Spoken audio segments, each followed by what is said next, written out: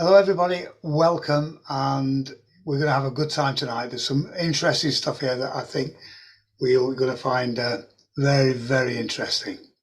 Okay, now let me introduce myself. I know we've got some new people here tonight. We've got a lot of people booked on for tonight. Close to 100 people booked on. Not all here yet, but there we go. So let me introduce myself. My name is Peter Hogan. I'm a businessman. I'm a property investor. I'm an author. I'm a mentor. I'm an educator.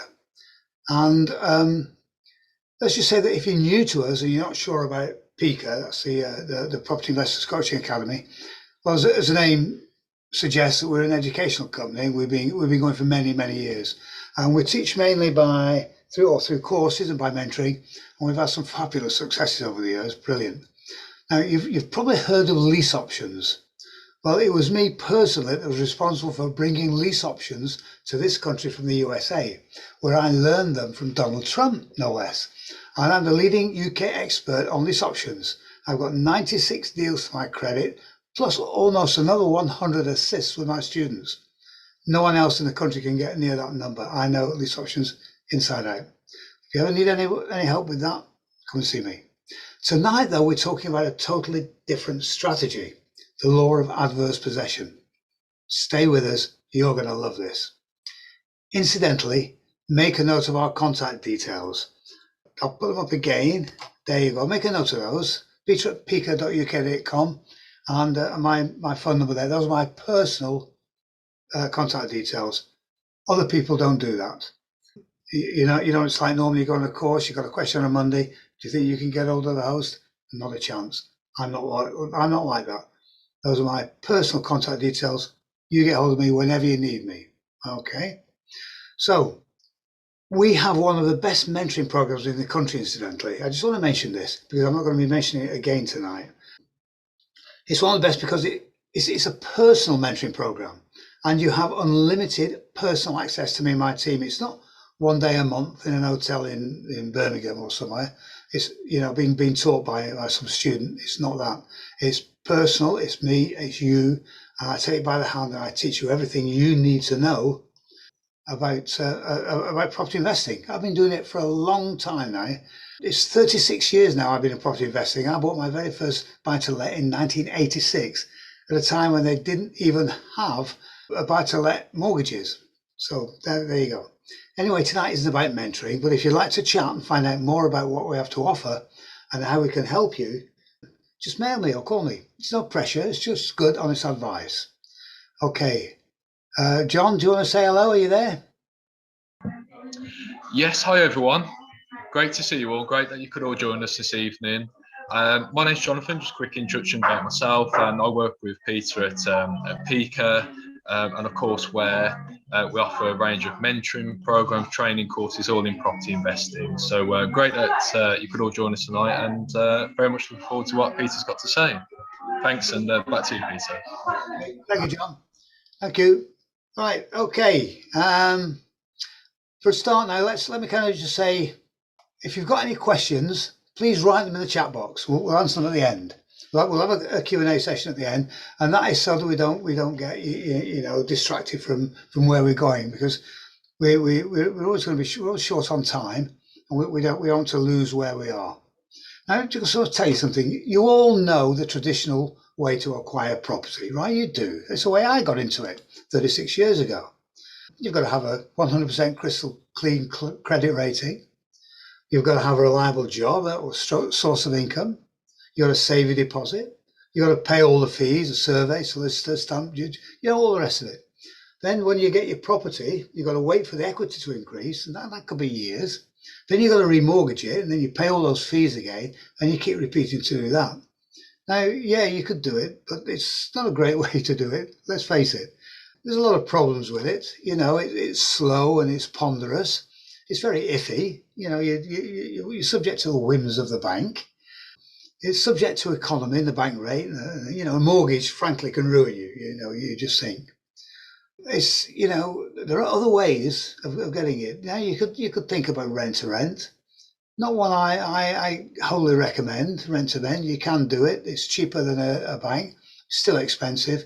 And you lose a lot of money. You leave a lot of money on the table doing rent to rent. I have to tell you that. You do lease options. So lease options are incredible.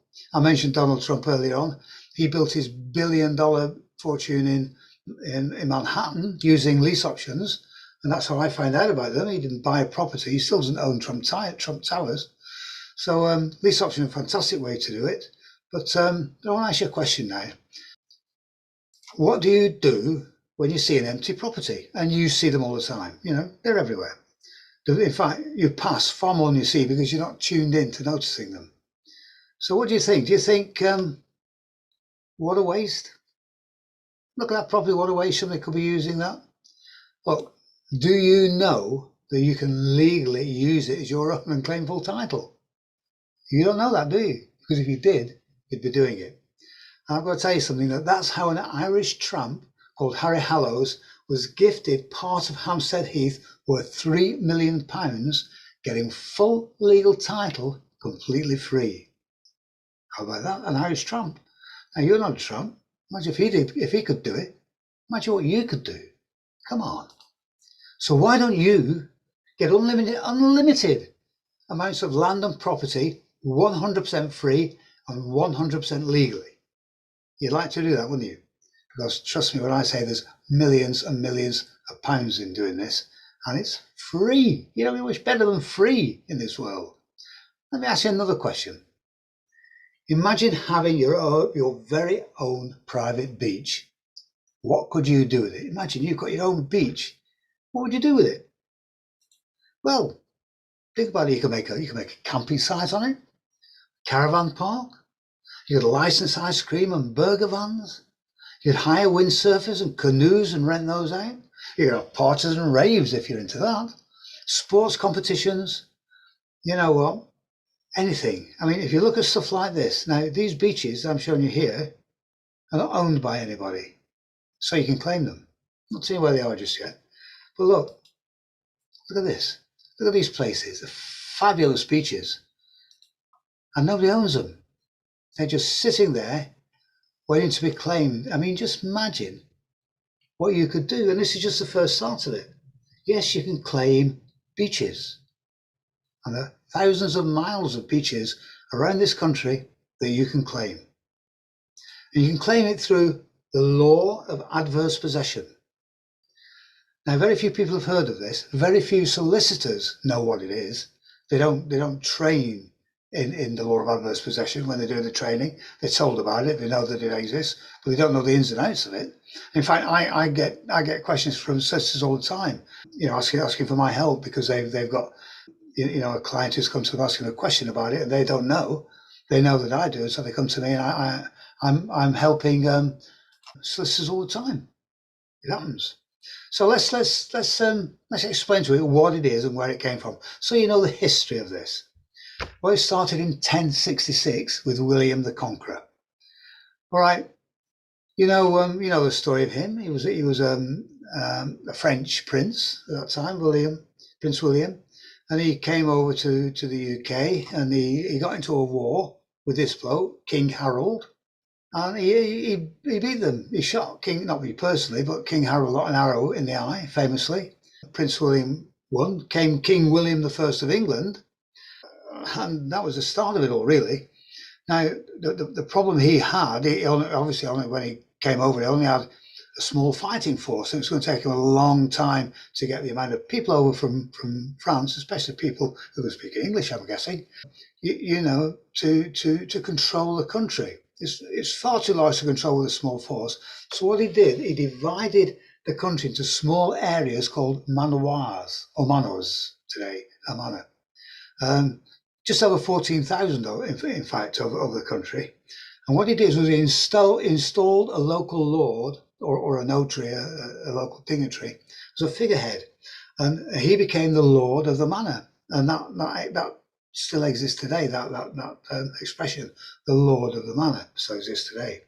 Now, the lord was responsible for supplying to the king food and grain, etc., you know, stuff like that, as well as troops if required, and the collection of taxes and the administration of the law. Now, in those days, life expectancy wasn't long, and if you survived infancy, which most people didn't, it was around 45 years. So lords often died off early. Now, obviously, it's a bad thing to leave land without a resident lord, because commoners refused to work, or they all wanted to work from home, you know what they're like. So the law came in that made it possible for another lord to claim that land and the title. All that was required was for the new lord to possess the land for 6 months, and then the land and the title was his. Now, that's still the law today, except that the period has changed over the years from holding it since the previous king was on the throne. That was the thing at one time. You had to have held it since the previous king was on the throne, to up to 20 years. Now it's either 10 years or 12 years, depending whether it's registered or unregistered land, except for crown property, which is 20 years. Now, when I say that, I get people saying to me, I can't be bothered waiting that long. I laugh. And I think, what else are you going to do for the next 10 or 12 years? It's going to pass. That time will pass. Look, it's crazy. You've got to wait 10 or 12 years before you can claim the title. But you can still use the property and make money from it in the meantime as if it was your own. In fact, the law likes you to do that. Almost requires you to do that, because there's certain things you have to prove. And if you were making money from it, well, that's a fantastic thing, because that proves certain things that they want you to do. I'll give you an example. If anybody here knows Slough, that's a city or a town, big town, I guess it is, to the west of London. And there's a big main road running through that, on which is the bus station and the train station. And obviously there's lots of people around there need parking, want parking, people who come and work into London. And there's a parallel road, the next street down, there's a parallel road to that main road. And there was an empty plot, a building plot on there that was a parking lot. And there's a little hut as you drove in, and there's a little rickety kind of fence there, just a wire fence, nothing much. And you drove in there, there's a little guy who sat in his truck day after day. He had his little hat on, he had his flask of coffee and his little radio, and he sat there, and he charged everybody £5 a day for parking there. And for year after year, and I parked in there myself when I've been down in Slough. And, you know, he was well known to all the locals and to everybody who parked there. Some years ago, he died. And then it was revealed that he didn't actually own the land. It wasn't, God knows who owned it, but he didn't own it. He was using empty property as his own, and he made a fortune out of that land. And that's what I mean about using it. There's plenty of things you can do with land and property. You don't have to own it. Remember what Donald Trump says: own nothing, control everything. And that's what it goes. That's what it's all about. Now, this law, the law of adverse possession, you can use it throughout most of Europe, but the holding time is 20 years. Instead of 10 and 12, it's 20 years in Europe. And interestingly, you can also use it in the USA. Now, the holding time in the USA is only 5 years, but you have to pay state taxes for those 5 years. But imagine, I mean, if I guess most people have been to the States and Miami, you go to Florida, Miami, there are empty houses, big, and you know what American houses are like. You know, they're fantastic.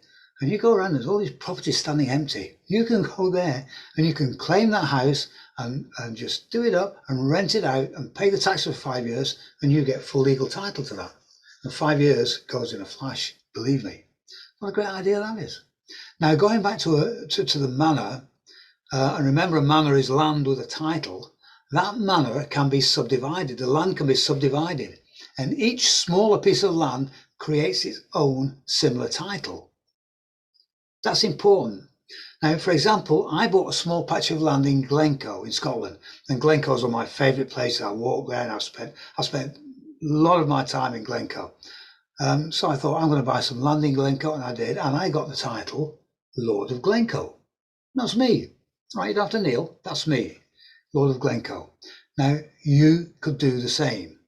Imagine being the Lord or the Lady of a manor. Here's one of my business cards there. This is Key to Life. This is another business I've got. The Key to Life, Peter Hogan, Lord of Glencoe, Highlands, Scotland. And here's another one.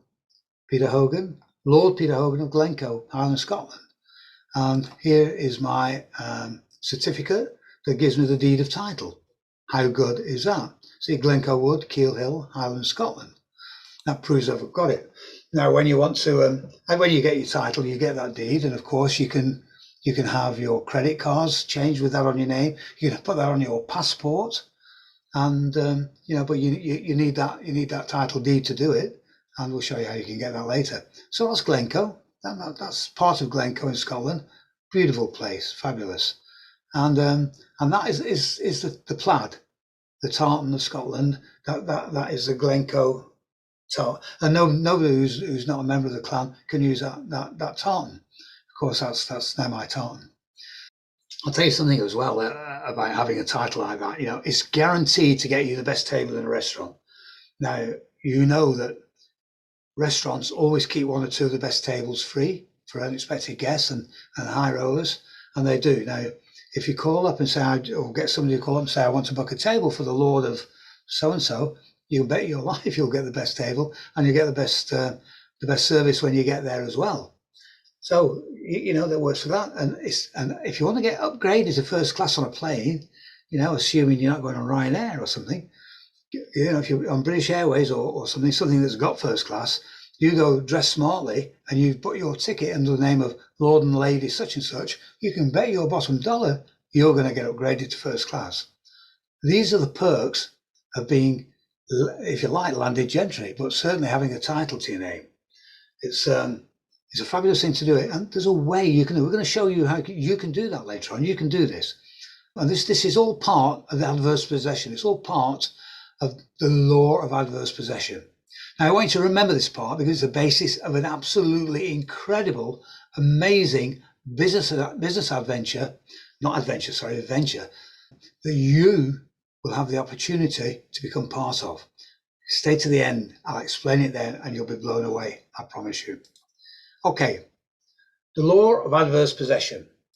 Now, it's commonly accepted that squatting is illegal. And I think everybody tonight will accept that squatting is illegal, right? If you think it is, put yes. Just put yes in the chat box for me. If you think it's not, put no. Just do it now so you get an idea of who holds the commonly accepted fact that squatting is illegal. Because I want to tell you something that it's not. Squatting is not illegal. It's completely legal. Look, this law, the law of adverse possession, has been through the Supreme Court, and it's even been through the upper chamber of the European Courts of Human Rights, and it's found to be just, honourable, and morally right. So you have got absolutely no need to worry, right? What is it in the law that makes it legal? It's always good to know the background of this. It's all right me saying it's all right. You can go onto empty property and claim it, and it's legal. But you're probably thinking, yeah, but how do I know that? And how do I know that he's telling the truth? And what if I get into trouble? And these doubts are understandable. But so I'm going to go through and explain to you very briefly what makes it legal. Now, all the laws in this country are made and administered by the Ministry of Justice. And the Ministry of Justice in 2012 brought out this circular, and it's known as Circular 2012/04. And you can Google Ministry of Justice. You can put in the top in the search bar, Circular 2012/04, and this will come up. This will come up. And it is the offence of squatting in a residential building. Now, don't get worried. It's called the offence of squatting in a residential building. But like any law, or the explanation of any law, it tells you what you can do and what you can't do. Okay? And what makes it legal is a difference between the words trespassing and squatting. Now, let me tell you something for a fact. Trespassing is illegal. Squatting is legal. In law, squatting is illegal. So when you enter an empty property, you have to make sure that you're squatting and not trespassing. Okay? Now, I've got to tell you something that in law, in written law, everything has to be defined so that there can be no confusion. You cannot have confusion in the law. Everybody has to know what every word means. And if there's a possibility of confusion over a law, then that word is defined. The law cannot be open to interpretation. What it says is what it is, and it has to be that. There can be no interpretation. If the written law says this, then this is the law, and it doesn't matter whether you think it's right or wrong. Well, that's the law. Okay. So the Ministry of Justice says that an offence is committed when a person is in a residential building as a trespasser, having entered it as such. Now, what that infers is that if you're in a residential building not as a trespasser, then you have not committed an offence. Okay? Makes sense, right? Good. It further says that the person knows or ought to know that they're a trespasser. Well, how do you know whether you know or whether you're a trespasser or not? The law goes on to explain how you should know whether you're a trespasser or not. I'll explain that to you in a minute. There's a third part to this, and it says the offence will not capture someone who enters a property in good faith, reasonably believing they have permission to do so. The offence will not capture someone who enters a property in good faith, reasonably believing they have permission to do so. So what that means is that if you honestly believe you're not breaking the law, then you're not breaking the law, even if you are, if that makes sense. Now, at this point, let me explain the word permission to you. Because that doesn't mean written permission from the owner. It's a legal expression, meaning that you're in the legal right to be. You're not breaking the law in the first place. For example, you're not a trespasser when you're entering it. Okay, that's what the word permission here means to do. Okay, now I want to tell you something.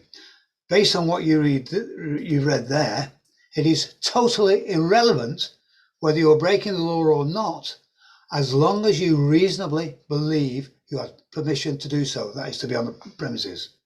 Okay, that is the law, and it's based on this law.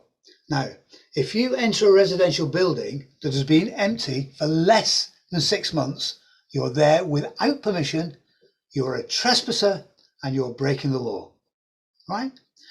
If a property has been empty for less than 6 months, you cannot enter it. If you enter a residential building that has been empty for longer than 6 months, you are there with permission in the eyes of the law and are a squatter and not breaking the law. Now, if you read back to all these news stories you see about these squatters breaking into houses and the police coming down and kicking them out and all the rest of it, they make the big mistake of entering premises and then causing criminal damage, which is a stupid thing to do, but they're entering premises that have not been empty for longer than 6 months. That makes them criminal in effect, because they're breaking the law. They've entered as trespassers. If you enter a property that's been empty for longer than 6 months, you're not breaking the law. It's the whole basis of it. And you know, I want you to have a clear mind on this, because what we're going through here is all about finding empty property. And I don't want anybody worrying and thinking, oh yeah, but what if the police come? I'll tell you something else. The police cannot, in law, the police cannot turn up and turf you out of a building. No, they can't. And if any police officer tries to, you tell them straight they have to get out because they're breaking the law, and they will. They'll listen to you and they'll go. And you know, we've had this. The police officers on the beat and in the station don't know the law. They uphold it, but they don't know it. They cannot come. The only time a police officer evicts you from the building is if you're there as a trespasser, and if he's been specifically asked to by the owner. But then the owner has to confirm to certain situations in that he has to have been what's known as a resident. He needs to live in that home, and he's got nowhere else to live. The police can't just come and turn you out. They don't have the right to do that. They don't have the legal right, and they never will do it anyway, because they gradually are becoming to know what the law is. So don't worry about going into empty buildings. But there's a way to do it and a way not to do it, and we'll cover that. Right? I've got dozens and dozens of them. I promise you, I know what I'm talking about. Okay, how to find empty land and property? Well, you can do it by driving around. You can do it by asking people. You can do it through the postman. Postmen all know empty properties. They deliver mail to them. And of course, Google Earth. You'll find lots of land on Google Earth, and also Google Street View. When you drive around, you can look at streets. So that's a bit of a long way. You're better off to actually driving around to do that. But those are the best ways of finding empty land and property. And once you start once you start looking, it's like, you buy a new car. Before you buy it, you don't see many of them around. And then when you've got the car, you see every other car's the same model as yours, and you're thinking, where have all these cars suddenly come from? They were there all the time, but you just didn't see them because your eyes weren't attuned. You weren't tuned in to seeing them. And it's the same with empty land and empty property. You will pass it every day, I guarantee it, but you don't notice it because you're not looking for it. Okay, so what do you do when you find suitable land or property? Then you will find it. What do you do with it? Well, it's simple. The first thing you do is claim it. You have to claim it as your own. You have to claim your title to it, your possession to it. Now, strangely, given that this law has been going since 1066, there's no way you can't go to a land registry and fill out a form or anything like that. There's no way you can initially claim it. The only thing you can do is claim your title to it after you've held it for the amount of time. But at that point, when you claim title, you have to be able to prove that you've had the property for the amount of time you've had it for. So the first thing you need to do is print off a notice like this. And it's simple, but these words are very, very important. Private property, keep off. You put your name and a telephone number. Now, for that number, I suggest you go to Tesco and you get a pay-as-you-go card and you pay about 15 quid for a mobile. That's all you need to do. And just keep that purely for this, so that if it rings or you get a text on it, it's somebody regarding this particular property. Now, the reason I say do that is that you can get pestered by builders for one thing, saying, as soon as they see your notice, say, oh, can we come and quote for your work? And you get people saying, who are you and what are you doing and all that kind of stuff. But it's important also because it will, if the owners of the property around it, it will flush them out as well. It's important for other reasons, and we'll get to that in a moment. But you need to do that. So what you do, what I suggest you do, you get some of these printed off, get them laminated, have a dozen or 15 or something, have them laminated, and keep them in your car with a roll of waterproof tape, clear tape, and hammer and nails or drawing pins or something like that, and keep them in your boot of your car. So when you see a property, you go straight out and put that on the wall. Then you take a photograph of yourself in front of it. And the reason is this: once you've done that, you have the rights to it, second only to the owner in legal terms. Nobody can come and kick you off that land. Nobody. Not even the High Court. They can't come and kick you off. But only the owner can. Nobody else. But you have got to have staked your claim, if you like. It's a bit like the gold miners in San Francisco. They stake their land, hammer a stake into the ground and put their name on it, and that means they've staked their claim. That's what you are doing. You're staking your claim to this property. It's important you do that. Okay, so what is involved in the claiming process? Well, of course, first you find a suitable piece of land or a property.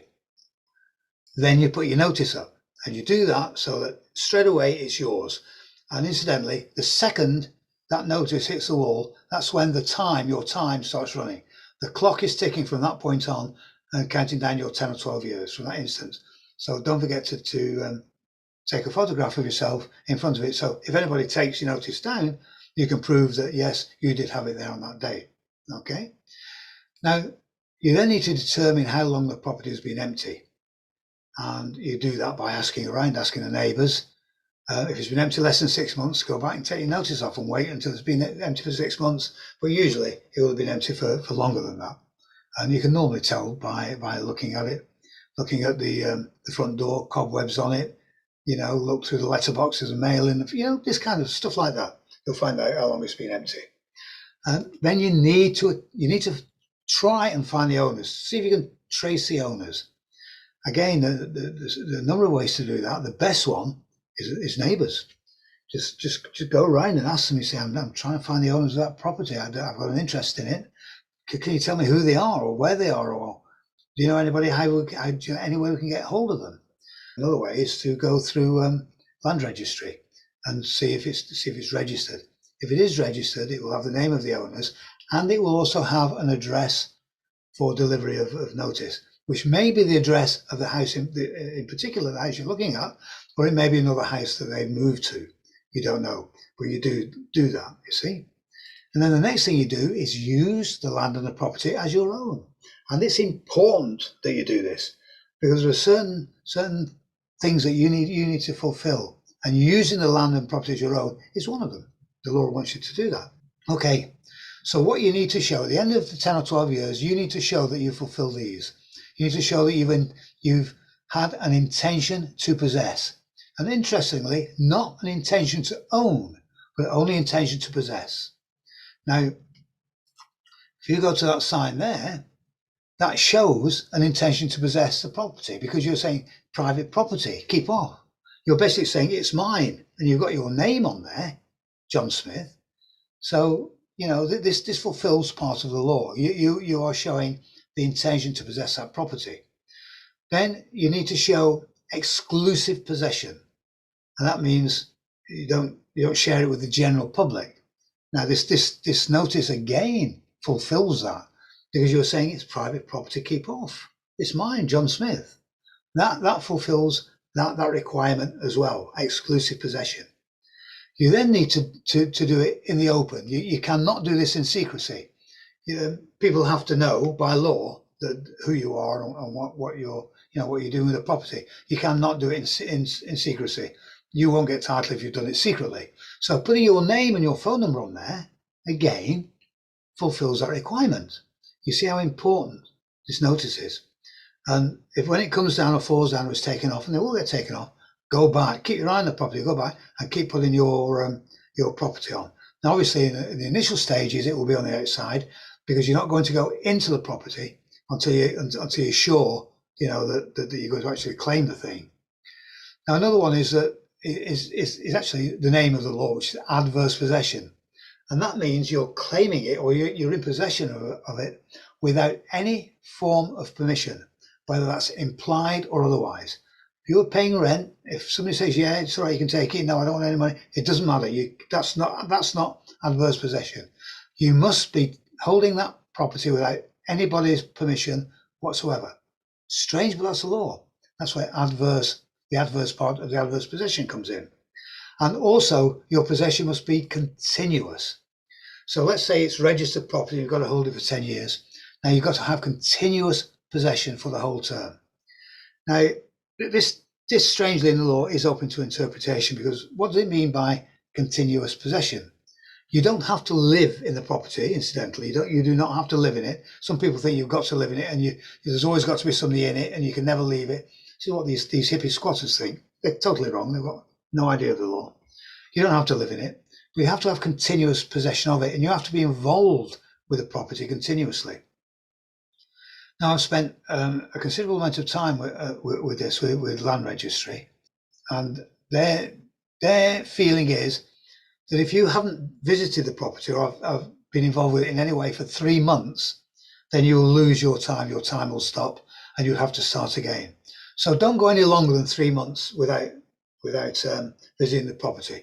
And what I suggest you do is go down every couple of months and take photographs of the property, and that will show the changing of the seasons. If you've got take a newspaper with you and take a picture of the newspaper, that will show the date of the newspaper. This proves your continuous possession and shows that you're continually involved with it. It's very, very important that you do that. Incidentally, I must say here that once you take control, once you put that notice on there on the property, you're legally responsible for the safety of the public. So if it's on the street and the slates are coming loose on the roof and like to slide down hit somebody on the pavement, you'll be in trouble. So you have a responsibility for the safety of the public. And that could just involve putting up boards over the windows and doors. Now you'll often find that when it's empty, the owners aren't around, the council have that liability. The council have to do it. And that's why you'll often see houses that just have cheap sheets of Conti board over the windows and doors, as cheap as you can get, the bend in the wet and all this kind of thing. You know that the council's done that. If there's a housing estate that's done it, a housing association have done it, then it's steel, it's proper shutters. But don't let the fact that it's got shutters up put you off. It just means that the council have got to put those on because they have a legal liability to do it to the public to do that. Okay, so that's interesting. Now, once you've No, no. Once you find out all this and you decide, yes, this is perfect for me, I'm going to claim it, then there's certain things you must not do. You must not break in, because that's obviously illegal. Breaking and entry is illegal. It's a criminal offence. And you cannot use the electricity. It's using electricity. It's called the abstraction of electricity law. I forget the year of it. I think it was 1946. The abstraction of electricity. You cannot use the electricity. You can use the gas, you can use the water, but you cannot use electricity. And you'll often find that electricity is actually still connected when you go in there. Don't use it. What you can do is call the electricity company, put it in your name, because then you and I get an electricity bill sent to that address, which shows that you're in continual use of the property, which is what land registry likes to see when you claim. Now, what you should do is tell the police. And that's the first thing I do. Go down to the local police station, tell them, give them the address of the property, tell them I'm claiming it under the law of adverse possession. I will be in and out. Some people might see it, might report it, but I'm telling you now, Mr. Policeman, that I'm taking it, and here's all my details. Now you get different reactions from different police stations. I've had them take a statement written down in longhand. I've had the opposite. I've police say, well, we're not really interested, go away. And everything in between. So you'll get different reactions, but go and tell the police anyway, because you are in the right. The police can't come and shut you off. Nobody can do anything, but it makes sense to go and tell the police. Now, when you want to get into the property, don't break the door down. Use a locksmith. And locksmiths, they're aware that burglars try and use them. But a burglar using a locksmith will call them at 2 o'clock in the morning and say, I've locked myself out, can you come and do the lock? So they're a bit wary of that. If you call a locksmith and book it in for, say, a week in advance and say, it's an old property, I'm just taking over the property. I need you to change the locks for me all round. Can you do it next week at some point? Burglars don't book locksmiths for a week in advance. They want them there now. So a locksmith will know that you're not a burglar. And they'll come round and they'll let you in. Now, what you do when the locksmith comes around is you video the locksmith entering. By the way, you keep his receipt as well, so you can prove that you use one. And then you video yourself and somebody else entering the property and do a complete walk round of the property, the entire property, a complete walk round with a commentary talking about it, talking about the state of the condition, if the wall's leaking, if there's furniture in there, the condition of furniture, if there's anything of value. Don't touch anything in a way that could damage it, but a complete walk around every single room, spend time doing it, and log everything that's of value. And then by law, you need to keep any articles of value for 6 months. That's the law. So you can either keep them in the property, then you can get rid of them, or if they're of real value, you can put them in a storage facility somewhere. But you need to do that for 6 months. And I'll tell you a story about that later on that you'll find very interesting. Okay, so that's what you do. Now, having done all that, and now you're inside the property, you've now got new locks on there that you have the keys for. You can now put your signs on the inside of the windows, and people don't like us to get in there and take them down. So that makes life a bit easier for you. Now you can decide what you want to do with it. And of course, you want to use it and make money with it. You can do that. Now I'm going to tell you also something very, very interesting, is that you are now accruing time. You're accruing time to either your 10 or 12 years in that property. Now, you can buy and sell that time. It's what's called assignable, like a lease option. You can buy and you can sell it. And I remember about 10 years ago, I was doing an adverse possession course in Leeds. There was a guy on the course there, and he was explaining to me about a squat on the main road in the centre of Leeds. There was a huge house, apparently, a big townhouse, and it was full of squatters. It was well known. Everybody in Leeds knew about it. They weren't causing damage or anything. They just lived in it.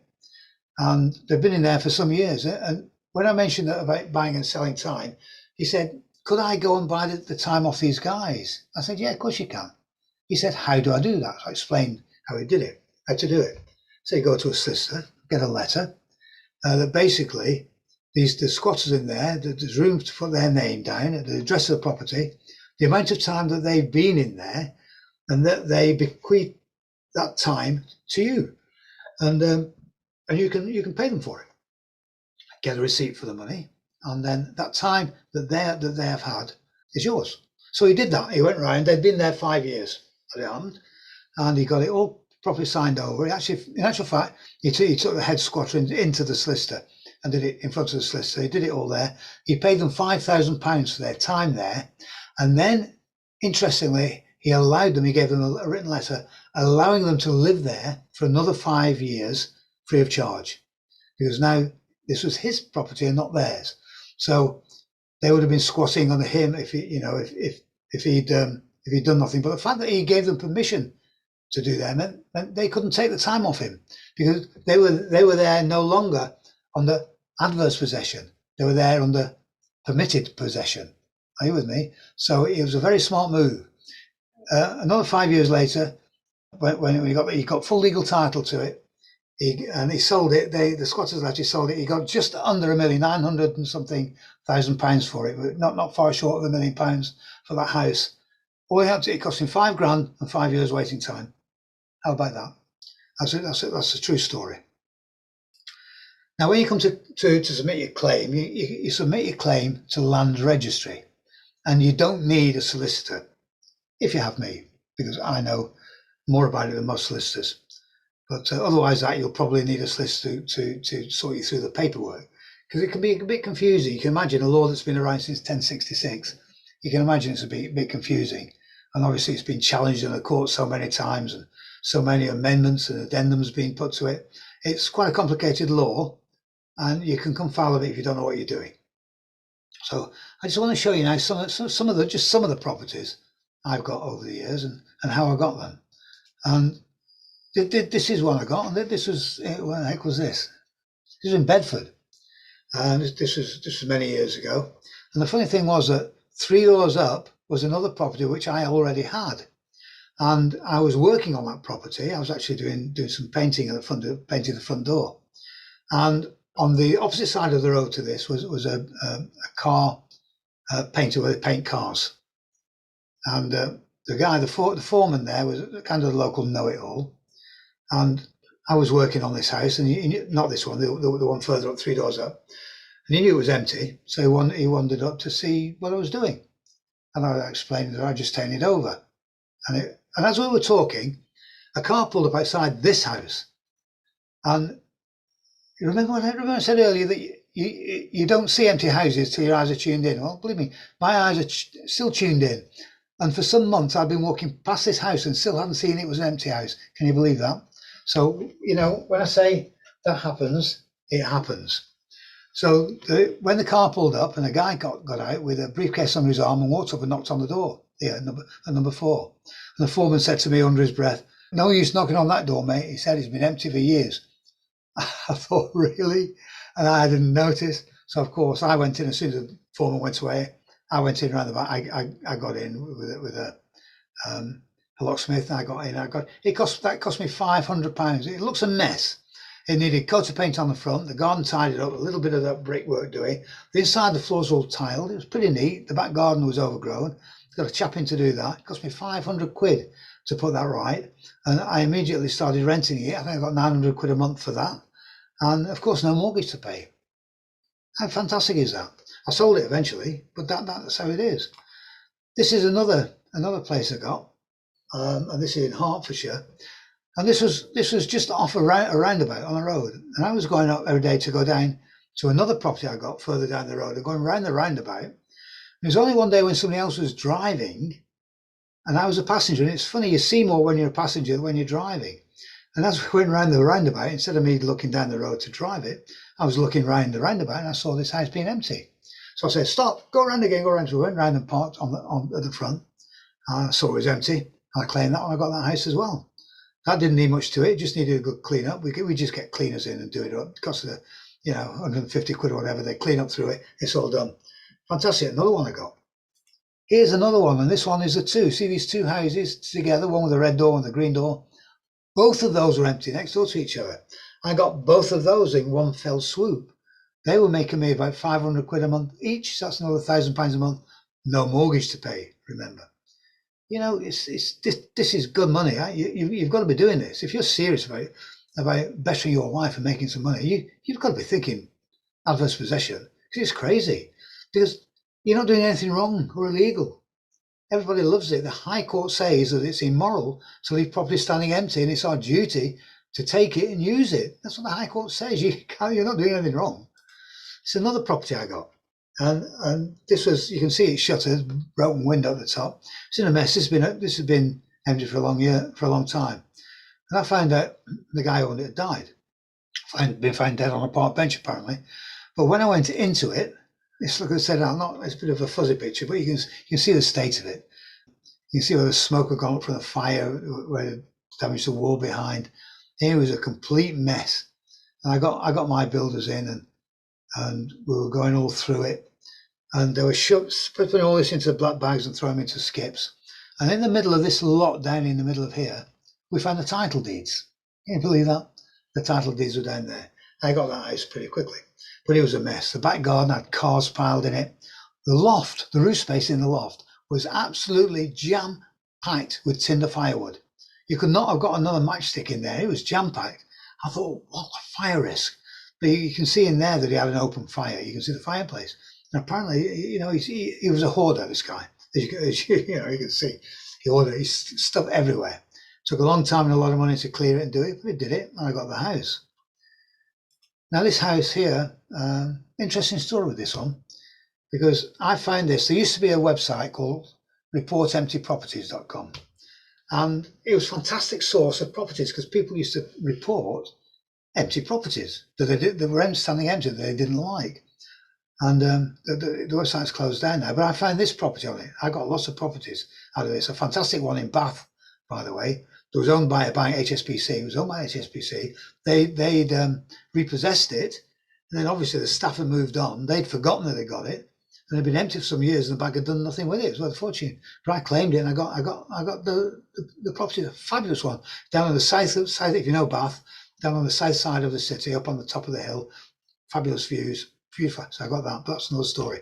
So I got this through that website as well, and it's just to the west of London, and I'll tell you a story now. Now, this property had been unused for 12 years. This was about 10 years ago, I think, when I found it. It had been empty for 12 years at that time, and nobody had set foot in the property for 10 years. And I know that because when we actually got that door unlocked, got the lock drilled by a locksmith, we couldn't open the door for the mail that was behind it. When we started sifting through the mail, obviously all the free newspapers that were in there, and the oldest newspaper in there was 10 years old. So we know that nobody had even been in the property for 10 years. So straight away, this was a fantastic opportunity for me to do it. Now, as we walked into the front room, we got some cleaning stuff. We walked into cleaning up, and we'd walked in there, put the cleaning stuff down, and taken a picture straight away. We hadn't walked any further than that. And you'll notice on the mantelpiece there's a carriage clock.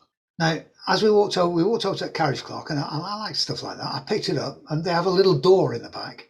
And I opened the door, and there's a little key hanging up on a couple of hooks. And I took the key and tried to wind up the mechanism, and it wouldn't work because it was seized. It had been, standing there for so long. The mechanism was seized. We couldn't turn the key at all. We couldn't wind it up. So I put the key back on the hook, closed the back door, and put the clock back on the mantelpiece.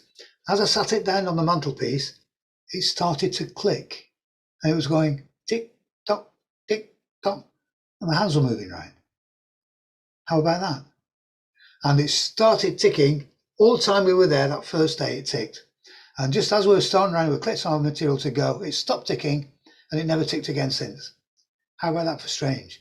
Now I'll tell you something. That sometimes if you're used to looking at property, go around property, you get a feeling. You get a feeling about property, and you generally get it before you even walk in. And some people call it curb appeal, but it's either you like it or you don't like it. Well, this house had an amazing, good feeling to it.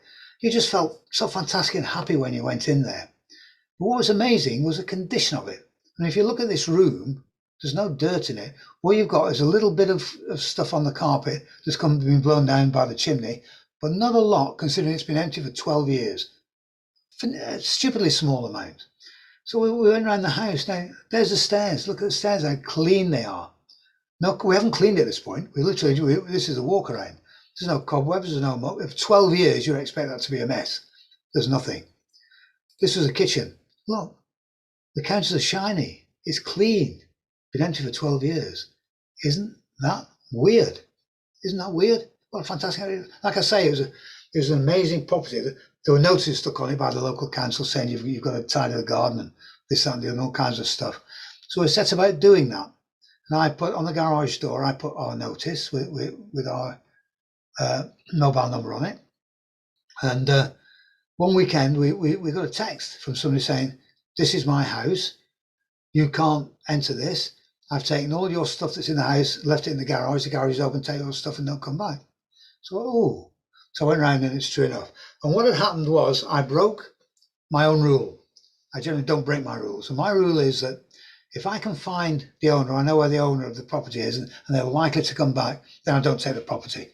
So I'm not into taking stuff off people. I don't want to steal stuff off people and deprive people of anything. But also, I don't want to get myself into a situation where I've spent money on a property and I've lost it because the owner's come back. But we spent a lot of time here. I'd gone all around all the neighbours, and we discovered that it was a lady whose husband had died. She had a son, a teenage son at that time, and they'd left the property and they'd gone up to live in Yorkshire. And they were living in an apartment in Yorkshire, and I got their telephone number from a neighbour. So I phoned the number to try and get hold of them, and it was an out of use number, not being used anymore. And I searched everywhere. I couldn't find them. I knew they were in Yorkshire.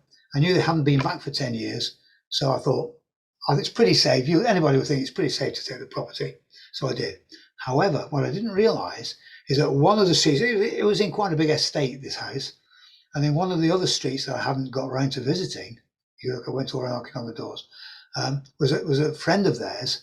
And she'd walked past the house one day, seen the skip there, called them and said, "Oh, are you moving back? I see you've got the skip there." And the lady said, "No, we're not coming out. What's happening?" So they came down at the weekend, obviously saw what was happening, put shutters on the doors and the windows, took our stuff out. So we lost the property. So, and I haven't been back since then, so I don't know what the state of it is now. But it just goes to show, one, you never know about a property, and two, just be careful, before you actually claim it for yourself. That was it.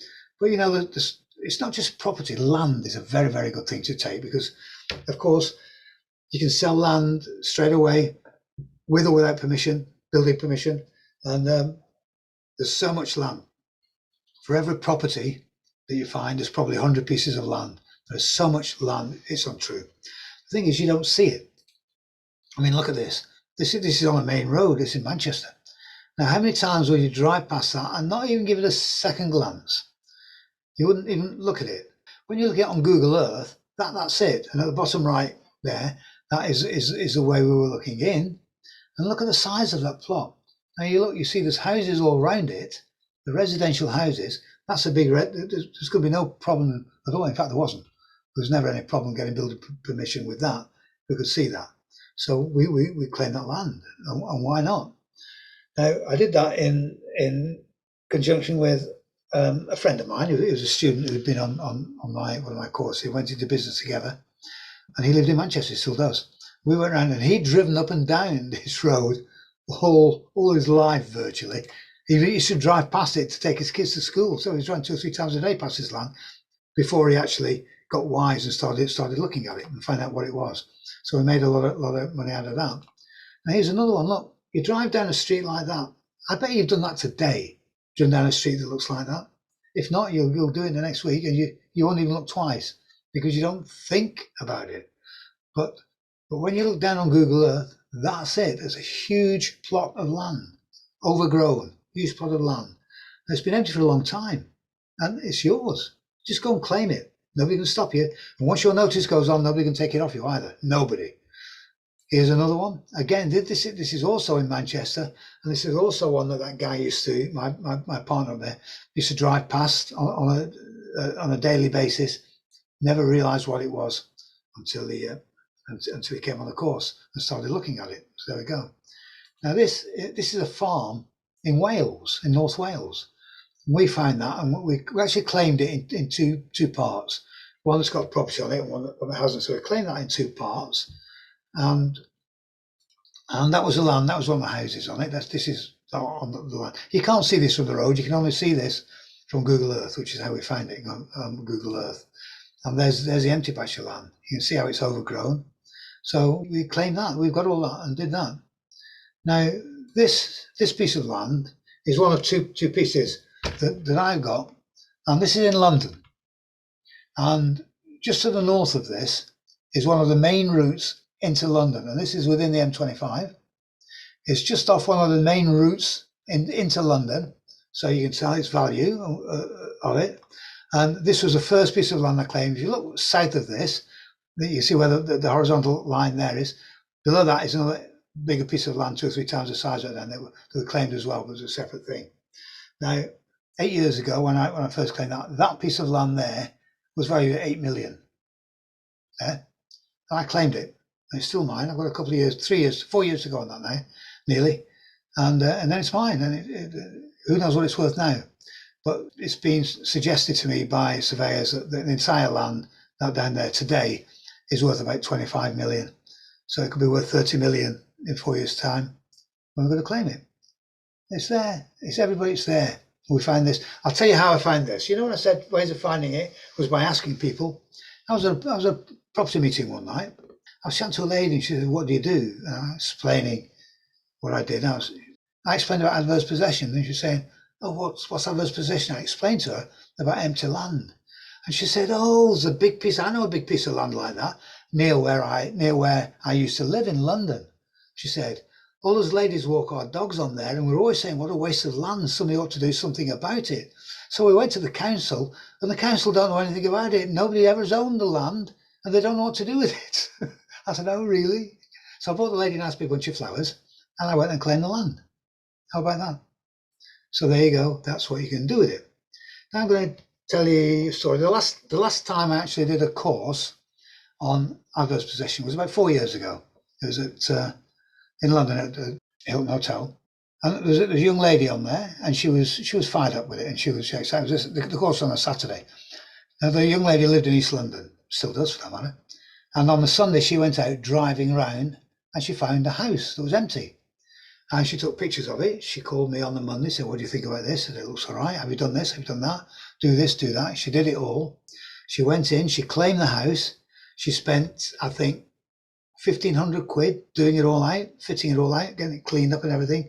She claimed it, and she was making just under £2,000 a month on that house and no mortgage to pay. She was delighted. Now, she didn't want to build a huge portfolio, but she did go and claim a second one. Because she was talking to me about that, and I said, "Well, why have you stopped at one? Go doing it." She said, "Oh, I'm all right with one. £2,000 is a lot of money." I said, "Yeah, but how about £4,000?" She said, "Oh, yeah." I said, "Go and find another one. Just have a drive around one Sunday." So she did. She had another drive around London, found another house, did the same, and she got the 2 properties, and she was, £1,000 a week basically coming in, and she was happy as Larry. So that's how easy it is. Now, also about that time, no, this was earlier. Another time, again about 10 years ago, I had a guy called Max on my course, and he was from Liverpool. And Max was a bit of a high flyer. He was a bit of a wise guy, and he didn't sit around thinking about stuff. He's a bit like me. He goes out and does it. And he went out, and in the first 4 months, he got 16 properties. Can you believe it? 16 properties. But he rushed them. I've got to say, he rushed them, and he lost quite a few of them through rushing them. He kept most of them, but he lost a few of them. And one of them was a terrace house in London, on the main road. In London, in Liverpool, I beg your pardon, on the main road. And they noticed that when he had the builders in cleaning it, he was in a refurb on it. He had a building company, he had his own guys in there. And he noticed every day an old lady walked past, and she used to look in and say, "Hello, guys, how you doing?" Walk on again. And one day he was in there, got the plumbers in, and fitting a new boiler. And the lady came in and said, "By the way, this is my house. And where are all the gold doubloons that were in the house when I left it?" And they said, "What?" She said, "I left a lot of gold in this house when I left it. Where is it? I want it." And they were in trouble because she went legal with it, went to the solicitors and started claiming all this supposed gold that she'd left in there. Luckily, they had done a walk around and they could prove that there was no gold there. And the lady also, she kept the house because she proved it was her house, but it could have been dodgy, if she said there were gold there, and, but and they were liable for that, but there wasn't, and they were looking like that. But the same guy also, he called me one day in a panic because he'd been in North Wales. And he found an old church, like like these little country churches out of the way. He found one of those that had been empty for a long time. He said, I just found this fantastic church, which I've claimed it. I've got my notices on it, I've claimed it. I said, what are you going to do with the church? He said, well, I'm not bothered about the church. He said, but it's got all this fantastic flooring inside, all this amazing hardwood flooring inside. He said, I'm going to take all that flooring up. That's got in my house. It's fantastic. Oh, brilliant. He called me about I can't remember what month that was, but he called me later in the winter. He said, I've just had an amazing escape. I said, what happened? He said, I had a guy call me up, a Welsh guy, and he could put on a Welsh accent. I can't, so I'm not going to bother. But imagine this is putting on a really broad Welsh accent. And this guy on the phone said, is that you got that notice on that church? And Max said, yeah, why? He said, what are you going to do about my dad? I said, what? He said, what are you going to do about my dad? He said, what do you mean? He said, my dad's sticking out the ground. And apparently, there'd been heavy rains and floods. The church had been on a bank. The bank had washed all the ground away, and this bloke's dad's coffin was sticking out of the ground, and the coffin was falling apart. So Max nipped down there pretty quickly and took his labels off there. So you've got when you start doing it, you will come across stories like this. You'll get stories like this. I'll tell you another very funny story. We've got time. Yeah, we've got time. I'll tell you another very funny story. I found a house in London again through that website, reportemptyhomes.com. It was a huge. It was a 3-story house in London. It was a full estate, dirty curtains at the front and everything. And together with another business partner, we went around there one Sunday morning, drove up there, went down there, and looking it over, I thought, wow, it was going to be worth potentially a lot of money. And it was great because the type of these houses, it was great for splitting the title. You could get three fantastic flats out of this. So we knocked on the door like that and waited. And knocked on the door. I thought, there's nobody here. We were just about to go away when we heard bang, bang, bang. And we realised it was somebody walking down from the top floor on stairs that obviously had no carpets on them. And they came down, and then there'd be a stop at the landing, and then turn around, and then it'd come down again like that, down, bang. We were looking at each other. We thought, what's going on? It was weird. It was spooky. And then the footsteps came to behind the door. We could see the shadow through the glass in the door. And there was a long pause there. Then slowly the handle turned. We could hear the locks sliding on the inside, about half a dozen locks sliding. Then slowly the door opened inwards. And there was a guy there, must have been 7 feet tall. He was as thin as you can imagine. Grey wispy hair, grey skin, very thin face, a fag hanging out of his mouth with all ash hanging on it, and he was leaning on the door going, and all he'd done was walk downstairs. We were bowled over, and we said, sorry to trouble you, but we thought your house was for sale. Is that right? I just made that up on the spot. He said, yes. Want to buy it? I said, well, we wouldn't mind. Can we come in and chat? He said, yeah, come in. So I said, he had to walk back up to the stairs again. I thought, he's going to be lucky if he makes it, this guy. I said, you go up. Do you mind if we have a walk around and we'll follow you up? He said, that's all right, you do that. So we walked around and there were floorboards up and there were ceilings down. It was a building site. It was a mess, nobody in it. So we walked right back up to the top stair, and he had a bedroom there, and he repaired radios. He had all these radios ripped apart and wires and tools and everything around. So he obviously did that. So we started speaking to him. So we started, why are you selling it? He said, I want to go and live with my sister. I said, right, okay, and how much are you asking for the house? He said, £4,000. I said, pardon? He said, £4,000. I said, okay, well, we're interested in that. I'll tell you what, can we need to go and get some paperwork done. Can we go do that and come back next week and see you? He said, yeah. So we went away and we said, well, this is crazy. We bought a house for £4,000. Is he real? £4,000? He's obviously crazy, this guy. We didn't know anything about him. So I went off and I needed to speak to him about, to get some details, his full name and all that kind of stuff for the contract. So when I called him in a week, I explained who I was, and he said, oh yeah. I said, so you're happy to sell it for £4,000? He said, no, £400,000. I said, you said 4,000. He said, I made a mistake. 400, not 4,000, 400,000. Well, I was still laughing because each one of these flats would have gone for 400,000. It was a 1.2, 1.3 million pound house, easily there. So I said, all right, well, okay, well, look, can we come up at the weekend and we'll bring the paperwork? He said, all right. So we went back up on the weekend and we knocked and we knocked and we waited and he never came to the door. We never saw him again. And I think he actually died. And that was the end of that house. But it was an amazing story. It's funny, you know, and you get things like that. That happens. I remember I was doing a course in London again, and I had a guy on. He lived somewhere in, I can't remember what it was, it was somewhere in North London. And he'd been there he'd been in 10 or 12 years he'd lived in that street. And we're talking about adverse possession and that. And I was talking about houses being boarded up. And he said, you know what? He said, there's a house in my street. I've lived there for 12 years, he said, and it's been boarded up all that time. Nobody in the street knows who owns it. I said, well, what are you going to do about it? He said, I'm going to go home and I'm going to put a notice on. This course was on a Sunday, he said, I'm going to go home. Tomorrow morning, I put a notice on that door. I said, fantastic. Let me know how you get on. So he called me on the Monday evening. He said, guess what? I said, what? He said, I went around Monday morning. I put my notice on that door. He said, lunchtime, I got a call from a guy who said he was the owner. He said, and he gave me all the details, and I checked it with land registry, and he is the owner. And guess what? He lives on the same street, and nobody on the street knows that he owns it. He said, I'm going to go around and make him an offer for it. I said, you can, but he won't buy. He won't bite it on it. He said he won't sell it. They never do. And it's true, he wouldn't sell it. And the funny thing is, you will get people who are prepared to watch property fall into the ground, and they will never sell it. I don't know what it is, but they've got their own itinerary, their own agenda, and they will just watch property going into the ground and they won't sell it. So this guy didn't get that property, but it illustrates a point. You never know. And that's the whole point about, or one of the points of putting a notice on the door. It will flush out hidden owners, which is what you want to do, obviously. You don't want to turn it up later on. So this is an article I had in the Your Property Network magazine, been on for a long time, around many years. And this was the article I had in there. And I was doing a talk, funny enough, in Liverpool as well. I was doing a talk at a PIN meeting in Liverpool. And I didn't realise there were two guys in there who were speaking after me. And I didn't know who they were. But actually two guys who own the YPN magazine. And they were talking about the magazine.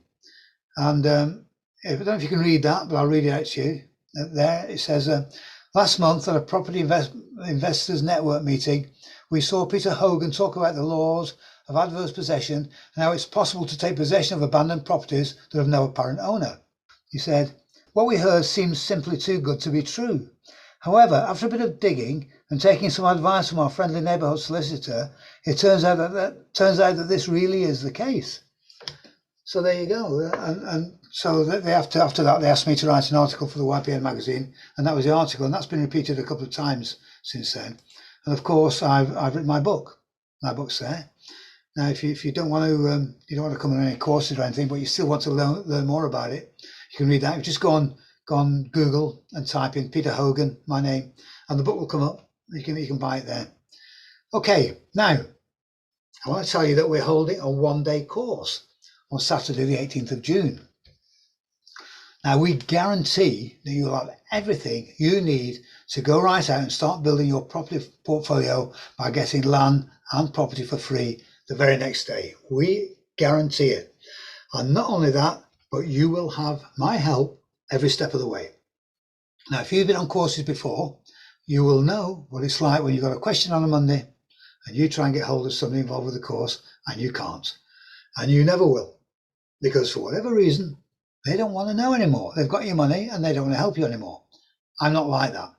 You saw my slide at the beginning and you'll see it again at the end. It's got my personal email address on it and my personal mobile phone number, and you can get hold of me anytime. If you call me at 8 o'clock on a Sunday evening because you've got a question, I'll answer it. If you're going to see a property or a deal on a Monday morning, and you've got a question that you need answering, you need the answer. I'm not going to leave you out there and not help you. Of course I will do that. Now, Harry Hallowes. Using the law of adverse possession, Harry got legal title to £3 million worth of land on Hampstead Heath. How about that? Harry Hallowes was that Irish tramp I told you about. That's him there, and this is his squat that he lived in. And it wasn't a house, he just built the thing himself.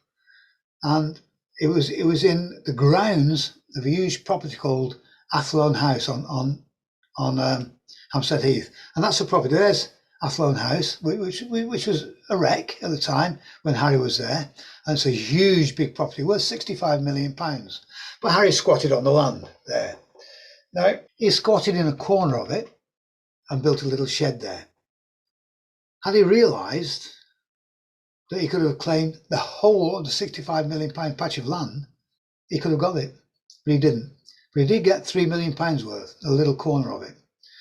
Now, this all came to light when some builders bought the land and decided, wanted to build an estate on it. They wanted to kick Harry off it. Of course, he didn't want to go. And the local neighbours helped him, got the solicitor involved, the law of adverse possession involved, and he got the land worth £3 million. And nothing the builders could do about it. But Hollywood heard about it, and there's now a film being made. That's Harry again. Look, you can see the little squat in the background there. And there's now a film being made called Hampstead, starring Diane Keaton, Brenda Gleeson, and James Norton. And it's all about Harry Hallowes. There you go. Now, using the law of adverse possession, Harry got legal title to £3 million worth of land on Hampstead Heath. And if a homeless tramp could do that, just think what you could do, especially when you've got me helping you. Right. Okay, we've got a one-day adverse possession course coming up soon. But first, I want to tell you something. I want to show you something very interesting. Remember when I showed you this slide at the beginning? That's one of my slides. And it shows it's got my title on, Lord of Glencoe. I've got that Lord. If you came in late and you missed what I was saying, if you buy land that's got a title with it, then you inherit that title. And it doesn't have to be a massive piece of land, it can be a small piece of land, but you get the title. And I've done that in Glencoe in Scotland, and I've got the title Lord of Glencoe, Highland, Scotland. That is my deed of title that gives me the right to the title. Now the funny thing is that many people around the world will pay big money to become a British lord or lady, as you can imagine. There's so much snob appeal to being a British lord or lady, not just in this country, but you can imagine what the Americans think about that. Now, no matter what we think about Harry and Meghan, I'm telling you that in America, they're big news. Everybody loves them because Harry's royalty. That's big stuff. Meghan is being persuaded to run for president just because she's married to Harry. This is big stuff over there. This is big stuff over there. Now, remember I said if you buy a piece of land that holds a title, that land can be subdivided and each divided piece carries its own title. Now that subdivided piece can be 6 inches square, but it still carries its own title. Now, imagine this. Imagine we buy some land with a title, we subdivide it, and we sell those subdivided bits on, marking the exclusivity of a British title. Do you think that's going to get people looking? Especially when we advertise these titles in the top American society mags, not just American, but anywhere around the world. I mean, China, India, Asia, all these people, they all want to live in London. And if they can get a British title, they'll get a British title. And we advertise it in all the top snob mags around the world. Look at this, like Town and Country. I'll read this out to you at the side here. It says, Town and Country aspires to be the master of all luxury and modern lifestyle magazines, following and documenting the lives of the 1%, the elite American individuals such as artists and athletes, entrepreneurs, investors and financiers, and how they shape the world we live in.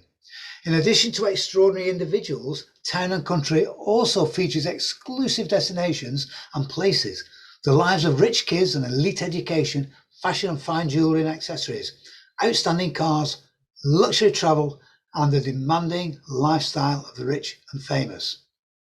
Do you think you could sell them a title? And it wouldn't be for 25 quid, I'm telling you. Well, how about Solitaire? Solitaire International is a Swiss chain of lifestyle magazines, present in several of the world's major destinations, such as London, Dubai, Monte Carlo, Kuala Lumpur, Zurich, and some of the most exquisite luxury resorts like Saint-Tropez, Corsica, or Courchevel.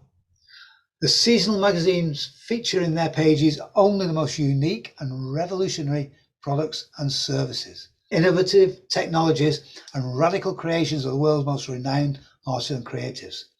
Solitaire is a magazine focused on rarity in both its subjects and itself. Do you think the readers of that wouldn't want to buy a British Lord or Lady title? And what do you think they'd pay for it? How about this one? Global Living. Defining itself as a magazine for expats worldwide, Global Living magazine offers an in-depth perspective on what it means to live a life of luxury abroad. Their articles focus on the richest people and topics such as living and working in destinations around the world, traveling and businesses, culture shock and adaptation, world-class destinations and more. It goes on, I'll read the best. Global Living magazine has an audience that is sophisticated, international, savvy, with many of its readers already living the life that the magazine praises. Here's another one, Afar. With a focus on inspiring authentic travel experiences and offering genuine insights about some of the world's most exquisite travel destinations, the Afar magazine appeals to a niche of travellers who have not only the desire but also the financial means to engage in some of the most luxurious experiences this world has to offer. Exactly what we're looking for. And then we've got Portfolio. This is a focus on the Asian world of both the old and the tech-savvy young generations of professionals and business owners. Portfolio magazine aims at a broad audience of affluent individuals who consume luxury lifestyle and business content. Prestige, created exclusively for the Asian community, with local versions for Thailand, Indonesia, Malaysia, Singapore, Hong Kong and Taiwan.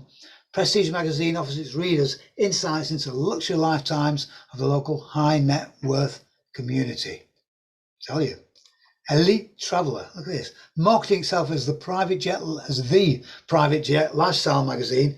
The Elite Traveller magazine targets a more specific audience, the elite of the wealthy. They claim their readers have a net worth of over 10 million and an average income of 5.3 million. And who can contradict them when 90% of their distribution is on private jets and first class airlines? Now, here's another one, the last one, Robb Report. Robb Report is one of the most read luxury lifestyle magazines on the planet, with a history spanning almost 50 years. An authority in the field and with a very strong readership that consists of mostly ultra-high net worth individuals, the Robb Report has built its notoriety through showcasing the most influential luxury brands on the globe and by featuring quality editorial subjects on matters that interest its affluent readers. That's important, I'll come back to that in a minute. The creme de la creme of the magazine are its two themed editions, The Best of the Best and Ultimate Gifts. Now, I'm going to tell you something. It features quality editorial subjects on matters that interest its affluent readers. And it has a thing, Ultimate Gifts. Now, can you imagine somebody giving a gift of a lordship, a title to their friend or a lady that costs $1 million? You can sell these titles at $1 million each because these people won't buy them cheap. I'm going to tell you something. Do you remember a comedian called Joan Rivers? She was massive, very, very funny, American comedian, hilariously funny. She died a few years ago when she was undergoing an operation, but she was very, very funny. Well, she had her own TV in America called How Did You Get So Rich? And she used to go and interview people, ordinary people, who made money, who got very, very rich. And I'll never forget one particular. All the people she interviewed had one kind of thing in common. They were all American, and they were typically American. And she interviewed one guy who was a truck driver. And from Monday to Friday, he drove around the United States delivering stuff. He was a truck driver. She came home on a Friday evening. And he came home one Friday evening and he walked into the house and he saw his little daughter sitting there and she was blowing bubbles. So the little tube thing was soap and you hold up a little wire thing and blow bubbles through it. And he noticed that it was just a wire with one single loop at the end, which blew bubbles out one after the other in a stream of one. So that weekend, he went and made her one that had 9 little holes in it. So when she blew it, she got a big cloud of bubbles coming out at the end. That idea made him $500 million. He had his own plane, and when she went there, it was a 747 jet. And when she went there, he had this huge mansion in America, and he's showing her around the mansion. Now he's got all this fabulous artwork on the walls.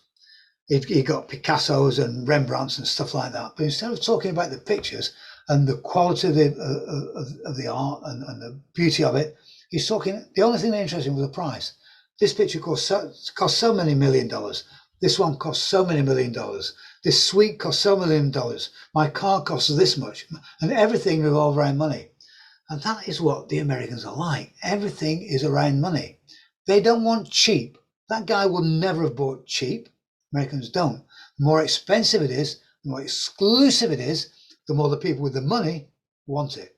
So, remember I said earlier, Americans want to be like Harry and Meghan.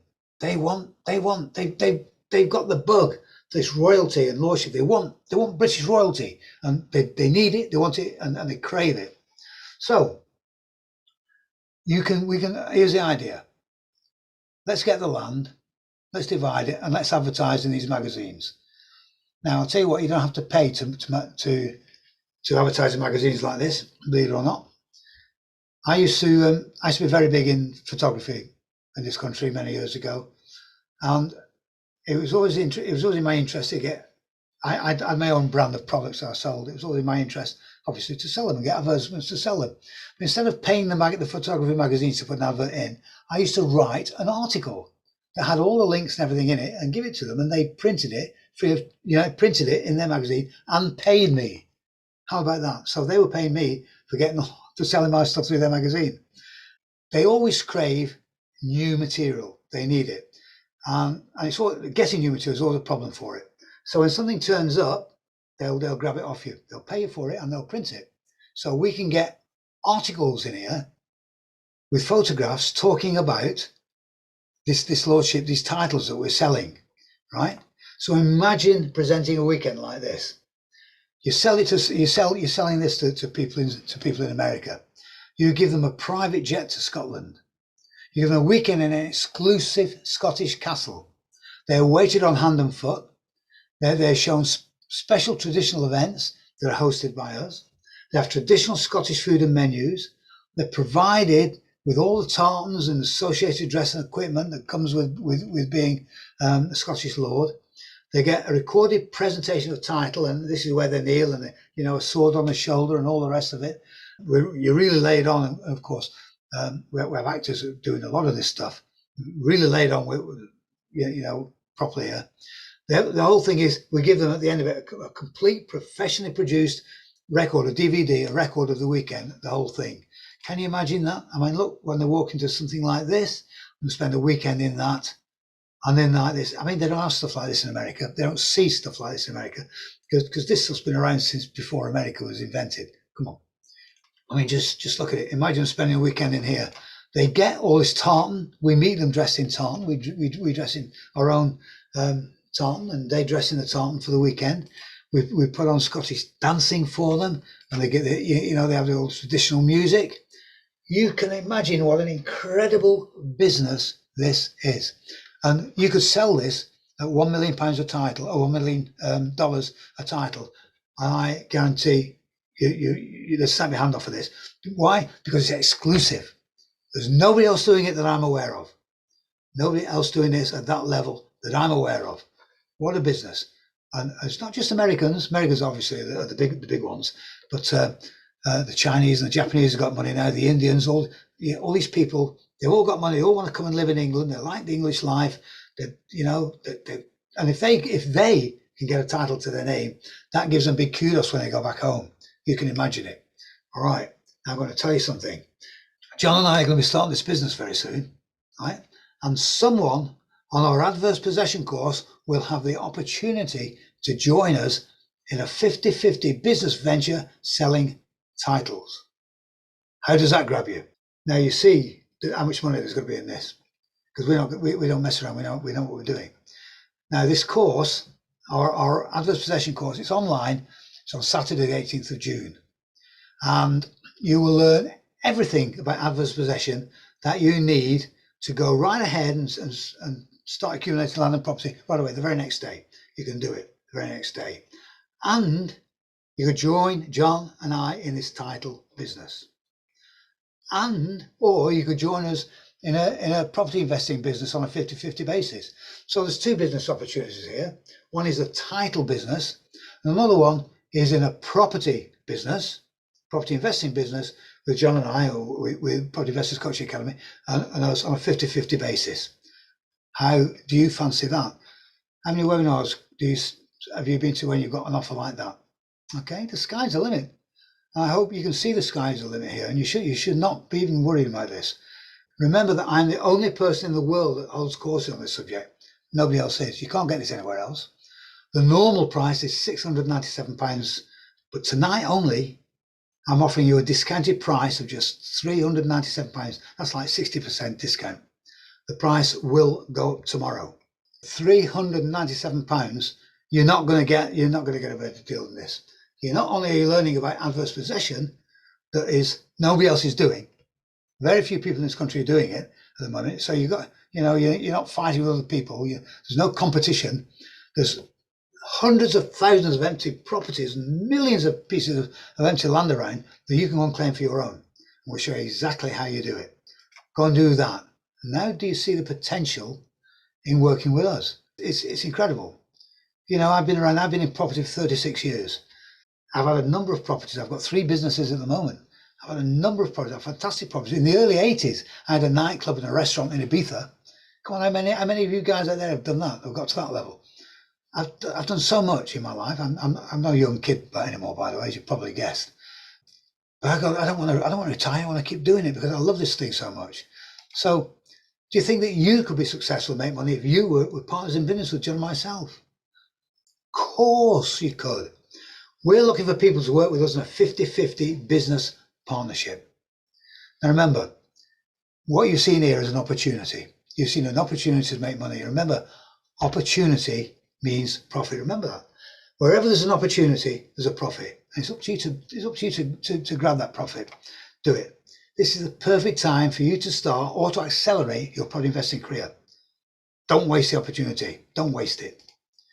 Do it on your own, or with our help or our experience and guidance, we'll do it. And remember the what if. We don't want you thinking in 12 years' time, oh God, what if I'd done it? When you're reading the stories about the people who did, because you will, I promise you, in 12 months' time, you will be reading the true stories about the people who joined us this weekend, today. You'll be hearing that. You will be reading the stories, because I'm going to make sure you read the stories. It could be the story about you, but it will be a story about somebody. Okay? All right. Now we're going to have the question and answer session. And are you there, John? Yes, I'm here, Peter, and thank you for sharing a lot of information there from adverse possession, legal facts, best practices and more, and I really hope everybody enjoyed it, found it of interest and value as well. We have got a few questions. All right. Okay, so first question, Paul, if you can all hear us, Peter. So from Paul, we've got to adverse possession. So what would you say to somebody who actually rang the number on the keep off notice? So when you've got your sign on the property piece, if somebody rang that notice that you're making a claim on the property. Yeah. Okay, so what will kind of happen in that scenario? I'll tell you what usually happens. If it's somebody who says it's their property, if they're claiming to be the owner, they usually say, listen, what's all this about? What's that notice on my house? And I say, what are you talking about? And say, I say, what's the address? They say, oh yeah. And they said, there's a notice on there saying that you own it. You can't own that, it's my house. I said, okay, but it's empty, isn't it? So yes, it's empty, but it's still my house. He said, that's fine, no, cool down. Tell me your name, let me check it out, and if it is, then of course, I'll come and I'll take the notice off, there's absolutely no problem whatsoever. Is that okay? Simple as that. Get their name, you get their address as well, and then you go straight on to Land Registry and you check it. Or if you've already been on Land Registry, you will know the name of the owner, so you can just check it off against the stuff you've got there. Now, if it's registered, it will have a name with it. If it's unregistered, it won't have a name with it. So you can either say, oh yes, they are the legal owners. They've got the name on the title deeds. I couldn't find them, but they've turned up. So you then call them. I say, oh yeah, I apologise. It is your property. I see that. I'll come round in the morning. I'll take them off, and I won't bother you again. Okay. I'll give you the keys because I changed the keys, and I'll give you the new keys. We haven't messed the place around. We haven't damaged it in any way. If it's a different name on there, you say, well, look, I'm sorry, but I've checked with Land Registry, and it's a different name on the ownership of this paper, of the deeds. It's not you. It's a different name. So I'm sorry, we don't believe that you're the owner because you're not the legal owner of one to Land Registry. Goodbye. That's it. But it's an unregistered property, which means it's not even registered with Land Registry. You say to them, well, look, I've already checked with Land Reg and this is not registered. So the only way you can prove you're the owner is if you show me your title deeds. If you can't do that, I'm sorry, we don't believe you're the owner. But if you can do that, then the same thing applies. I'll take the notice down and that's it. And that's how you handle it. Okay? Straightforward. Okay, great. Hopefully that's answered the question, Paul. And we do have another good question here as well. So is the property that you're claiming on the land, or is it the kind of land itself? So is it the property you're claiming, Peter, or is it the land itself? It's both. Both. Because you can't claim the property and not the land, can you? Because the property is sitting on the land. So you're actually claiming both. Bear in mind that all land in the country is actually owned by the Queen anyway. So even when you buy a property, even when you paid off your mortgage, you don't own the property. You have it free of liens and taxes. It's you holding it free of liens and taxes. And that's where the word freehold comes in from. When you've got a freehold possession, you don't own the property. You never have and never will. The Queen owns it. You can never own property, but you can take possession of it legally. But you're getting possession of the land and the property if there's property on it, or just the land if it's just land. There you go. Okay, great. Thank you for that. And got a thumbs up from Paul there, and another great question. So thanks for that one. Got a question from Michael Peter, and he says, if you use a locksmith, isn't this the same as breaking and entry? So could you just clarify that point, please? Not in the law, no. No, the law doesn't see that as breaking and entry. Breaking actually means breaking the door in, kicking it in, not getting entry. So no, it's not the same, and it's legal. Great. Thanks for just obviously clarifying that point there, Peter. And okay, so got a question here from Peter.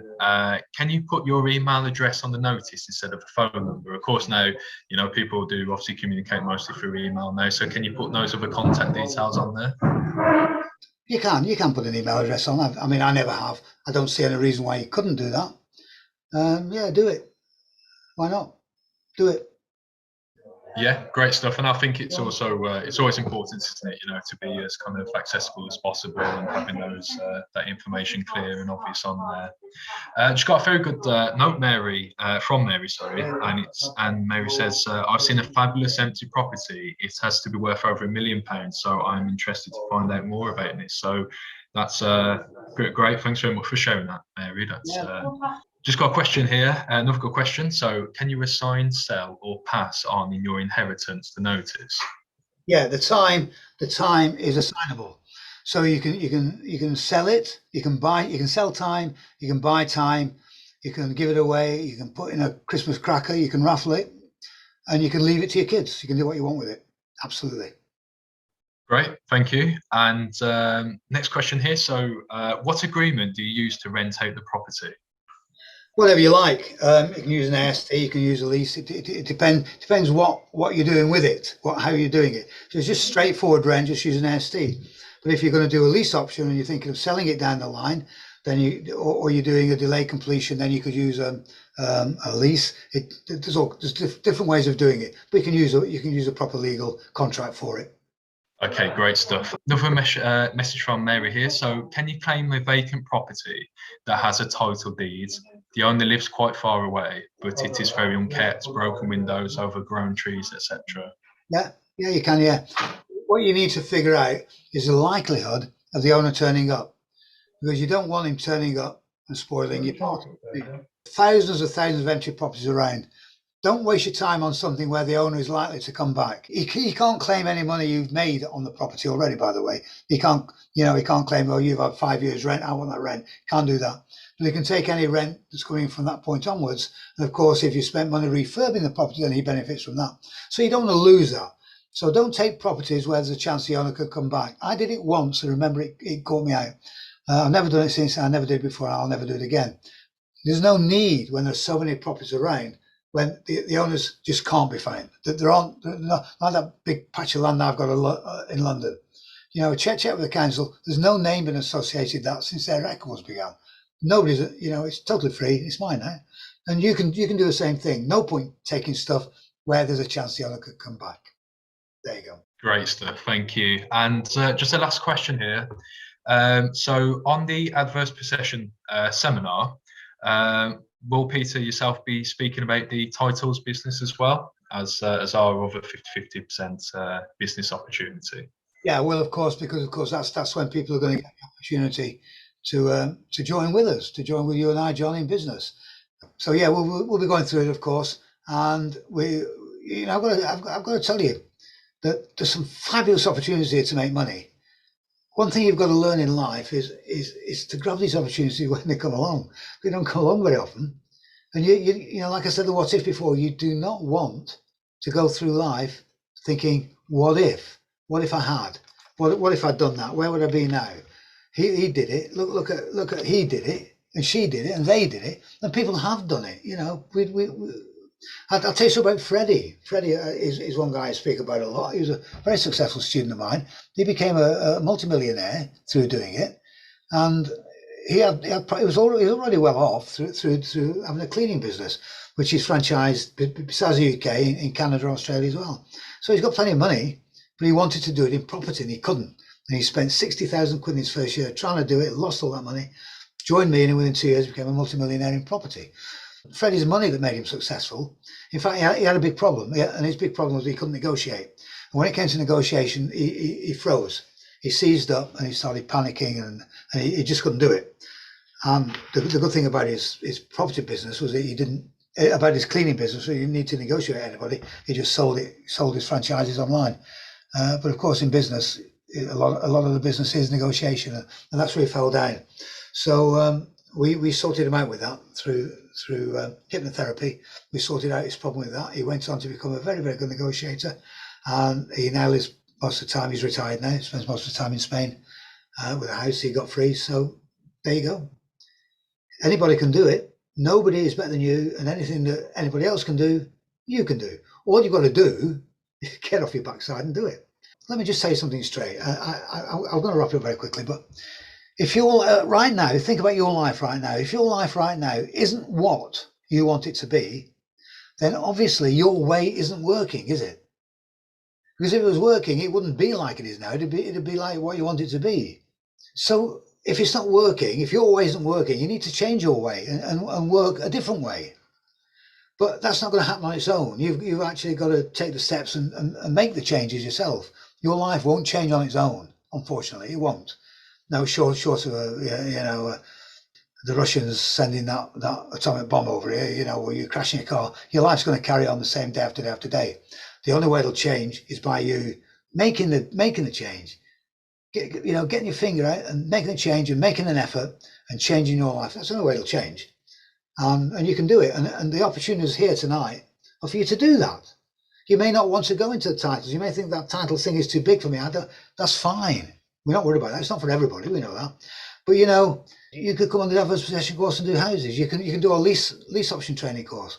I'm a top guy in the country doing lease options. I brought them over here from America many years ago when I learned about them from Donald Trump.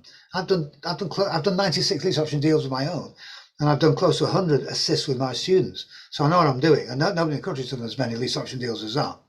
So this is your chance. There's my contact details there. Look, there's my email address, peter@peaker.uk.com, and there's my mobile number. Everybody, and there's people on here who know me and call me on that all the time. You can get me. I'm not one of these people who hide. I'm always going to be answering your phone. So for goodness sake, if you look, you have the necessary new to register and come on this webinar tonight. That's fantastic. That's just the first step. You came because you were intrigued. You're intrigued about it. What? Now you know it works, because I've just proved to you that it works, and we've got countless people who've been on a course and made it work. And if you come on the course and you go to yourself, I'll make sure it works, because I'll make it work. Because what I want is bragging rights. I don't want people to come on and fail. That's the last thing I want. What I want is people to come on and succeed, like Freddie and Richard, and many others of my students who succeeded. So I'm going to make sure you succeed. You can bet your life on that. But I can only help you if you get off your backside and do it. Okay. I think we've got another question coming there. Have we? Yes, we have, and we're having this as our last one, obviously conscious of everyone's time. But Michael has asked if there is unused land next to your property, which is unkept, and obviously you're on the property next to it, can you kind of move the fence and initially kind of take control of that land? Would that work, Peter? Yeah, absolutely. In fact, that's what you should do, and you should do that tomorrow at the weekend or whenever. Michael, just go out, move your fence around, include that land, make photographs, get the day's newspapers and take photographs of that with you doing it, so you can prove what day you did it on, so you can prove your time down the line. And yeah, good luck. Yeah, that's absolutely the way to go. Do it. That's great. Fantastic. Thanks for that, Peter. And thanks for everyone's questions. Obviously, just want to thank everybody again, just obviously for all your time spending the evening with us. If you need any further information anytime, obviously, please contact Peter.